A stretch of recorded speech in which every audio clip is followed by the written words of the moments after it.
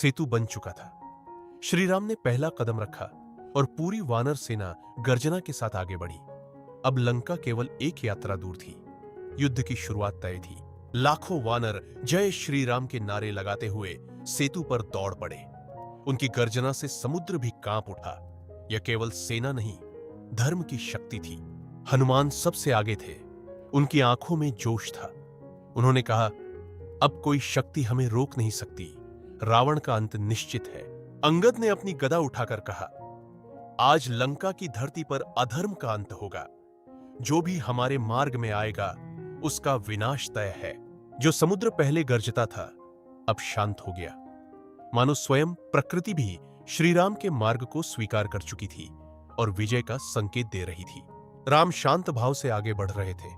उनके मन में केवल एक ही लक्ष्य था, सीता की रक्षा और धर्म की स्थापना, चाहे इसके लिए कितना भी बड़ा युद्ध क्यों न करना पड़े। जैसे जैसे सेना आगे बढ़ी, दूर से लंका के स्वर्णिम महल दिखने लगे। वानर सेना में उत्साह और भी बढ़ गया। अब लक्ष्य सामने था। लंका में रावण को खबर मिली, राम की सेना सेतु पार कर रही है। उसका चेहरा क्रोध से भर उठा। अब वह भी युद्ध के लिए तैयार हो गया। राम और लक्ष्मण ने सेना को व्यवस्थित किया। हर वानर को उसकी जिम्मेदारी दी गई। अब यह केवल यात्रा नहीं, बल्कि युद्ध की योजना थी।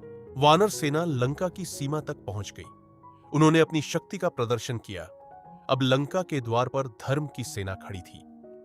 लंका के सैनिकों के मन में डर था, पर रावण के घमंड ने उन्हें बांधे रखा। कोई नहीं जानता था कि यह युद्ध कितना भयानक होने वाला है। दोनों सेनाएं आमने सामने थीं।